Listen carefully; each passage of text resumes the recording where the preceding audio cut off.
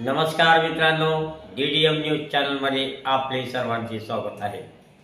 विधानसभा निवडणुकीच्या मतमोजणीला आता बरीच पुढे आलेली असून अहमदपूर चाकूर विधानसभा मतदारसंघातील 7व्या फेरी अखेर जनसुराज्य शक्ती पक्षाचे गणेशदादा हाके हे आघाडीवर आहेत, तर दुसऱ्या क्रमांकावर राष्ट्रवादी काँग्रेस अजित पवार गटाचे बाबासाहेब पाटील हे आहेत, तर तिसऱ्या क्रमांकावर माजी मंत्री विनायकराव पाटील शरदचंद्र पवार राष्ट्रवादी गटाचे उमेदवार हे तिसऱ्या क्रमांकावर आहेत। खंडाळी सर्कलमधील गावापासून मतमोजणीला सुरुवात झाली असून 7 फेऱ्या पूर्ण झालेल्या आहेत। या 7व्या फेरी अखेर गणेशदादा हाके हे जवळपास 1,500 मतांनी पुढे आहेत। ही आघाडी नगण्य असून आणखी पुढील सर्कल लागल्यानंतर गणेशदादा हाके हे आपली आघाडी कायम राखतात की मागे जातात हे काही वेळातच स्पष्ट होणार आहे।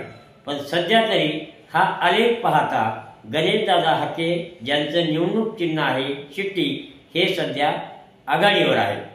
त्याचबरोबर लातूर जिल्ह्यातील मतमोजणीचं चित्र पाहता निलंग्यामध्ये संभाजी पाटील निलंगेकर हे आघाडीवर आहेत। लातूर शहर व लातूर ग्रामीणमध्ये भाजपचे उमेदवार हे आघाडीवर आहेत। औशामध्ये भाजपचे अभिमन्यू पवार हे आघाडीवर आहेत। तसेच उदगीर मतदारसंघात राष्ट्रवादी काँग्रेस अजित पवार गटाचे माजी मंत्री संजय बनसोडे हे आघाडीवर आहेत।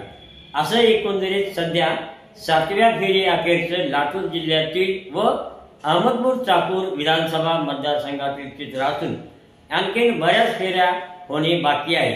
त्यामुळे कोण कुठल्या फेरीमध्ये पुढे जाईल, कोण कुठल्या मागे येईल हे सांगता येणार नसले तरी सध्या अहमदपूर चाकूर विधानसभा मतदारसंघामध्ये अतिशय चुरशीची लढत होत असून गणेशदादा हाके पाटील हे बाबासाहेब पाटील यांच्यापेक्षा 1,000-1,500 मताच्या आधिक्याने पुढे चालत आहे, तर विनायकराव पाटील हे थोडेसे पिछाडीवर पडल्यासारखे वाटत असले तरी रोकडा सावरगाव जिल्हा परिषद सर्कल लागल्यानंतर तिथून शिरूर ताजबन हडवळती या सर्कलमधील मतमोजणीला सुरुवात झाल्यानंतर अधिक चित्र स्पष्ट होण्याला मदत होणार आहे।